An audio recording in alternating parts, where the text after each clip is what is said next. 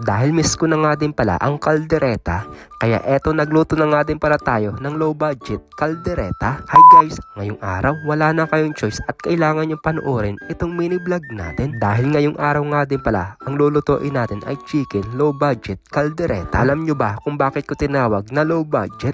Alam ko, hindi nyo pa alam kasi hindi ko pa sinasabi. Mag-antay pa. At eto na nga, dahil tinawag ko na low budget, dahil hindi kompleto ay Bisaya yarn, hindi kompleto sa mga ricados. Dahil ang mga ricados lang na meron tayong patatas at saka carrots. Bali dalawang klaseng gulay lang ang magsisilbing pang ricados natin dito sa lulutuin nating chicken low budget kaldereta. Wala tayong choice kaya yan lang ang kinaya ng budget natin. 2 pirasong patatas at saka 2 pirasong carrots din. Kaya eto, babalatan muna natin. Mabilis nga din pala balatan guys ang patatas at saka carrots kapag filler yung gagamitin. Pero kung wala kayong filler, choice nyo na gamitin ang kutsilyo. Bali ganito nga lang din pala ang paggayat natin dito sa patatas at saka carrots. Kaya all goods na yan. Pagkatapos ko nga din pala maugasan yung mga gulay, nag-prepare na nga din pala ako dito para magsalang na tayo dito ng ating paglulutuan. Napakamot singit nga din pala ako saglit. Ibig sabihin daw nito ay may patay na inchik. Char lang. Dahil hindi naman tayo maarte, kaya ginamit ko na dito yung used oil. Tapos ipiprito ko nga din pala muna saglit itong patatas. Iba daw kasi ang lasa kapag ipapryo muna yung patatas, yung hanggang sa maging golden brown, pero parang hindi naman. Tapos syempre, hahanguin na nga din pala natin ito. Ang dami nating alam ano. Ngayon naman, isusunod ko na rin dito ang carrots, ang arte yarn. Alam nyo ba guys, kanina habang binabalatan ko itong carrots ay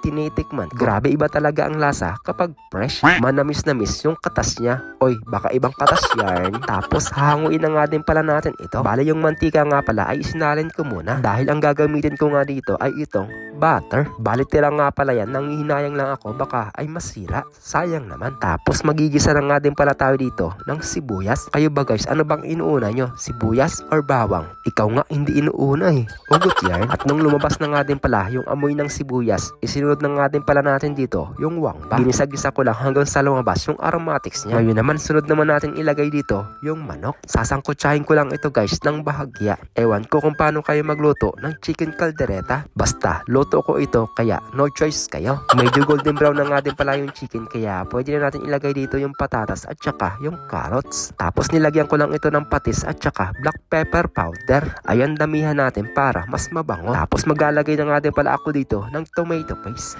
Inubos ko na nga din pala yung isang balot na tomato paste para wala nang tira-tira. Ngayon mekos muna saglit dahil wala akong bell pepper kaya itong cayenne powder na lang ang ilagay ko para naman kahit papano ay medyo may anghang, bechin at asin para may lasa. Tapos maglalagay ako dito ng ketchup guys. Ako lang din naman ang kakain nito guys, hindi naman siguro ako magreklamo kung masarap ba or hindi. Basta sa tingin ko chicken caldereta itong niluto natin. Hindi man natin makuha ang lasa ng chicken caldereta, no choice kayo. Ayan, mekos natin pero parang may kulang pa talaga kaya naglagay ako dito ng chicken cubes. Tapos nilagyan ko din ng kunting tubig, pahabol pa guys para medyo manamis-namis. Naglagay din ako dito ng 2 kutsarang asukal. Mga ilang minuto lang ito guys, ang aantayin natin ay luto na. Kaya takpan muna natin para kumulo. After how many years nga, luto na ang chicken low budget caldereta natin. Pero syempre hindi natin malalaman kung hindi natin ito titikman. Kaya sandok muna tayo ng konti para tikman. Kasi kung kulang pa sa lasa, pwede nating dagdagan yan. Grabe yung sauce pa lang niya guys ay parang makakadami ka na ng kanin. At dahil all goods na daw sa lasa, kaya ano pang aantayin natin?